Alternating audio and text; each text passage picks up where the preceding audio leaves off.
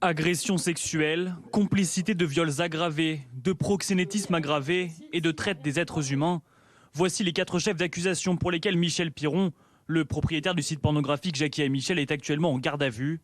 C'est à l'initiative de plusieurs associations que la justice a été prévenue en 2020. On s'est basé sur l'enquête de Robin D'Angelo notamment, qui raconte avec un enregistrement à l'appui d'un des propriétaires de la société Ares, donc qui est la marque de Jackie et Michel, qui disait simplement qu'ils payaient des rabatteurs pour amener des femmes et les piéger et les contraindre à des pratiques qu'elles ne voulaient pas. Des actrices affirment par exemple avoir découvert au dernier moment qu'elles tourneraient une scène en présence de plusieurs acteurs au lieu d'un seul.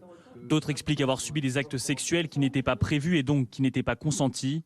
En plus de Michel Piron, sa femme ainsi que 3 autres hommes sont actuellement retenus par la police. Par l'intermédiaire de son avocat, la plateforme pornographique Jackie et Michel se défend en disant qu'elle n'était pas au courant. Ils disent d'une part, on va collaborer avec la justice, et d'autre part, nous, on est responsable de rien parce qu'on ne fait que diffuser les vidéos. C'est-à-dire que Jackie et Michel, en tant que tels, ne tournent pas les scènes pornographiques, mais ils délèguent à des réalisateurs, à des producteurs et à des acteurs. Ensuite, ils les achètent et les diffusent sur leur site. Une version que réfute Nikita Bellucci. Cette actrice porno a été entendue par la justice.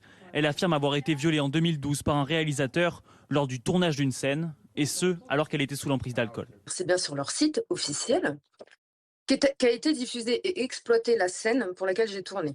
Exploitée sous le nom Nikita Bellucci, jeune et cervelée, dans un état second, abusé par telle et telle personne. Donc ils étaient au courant.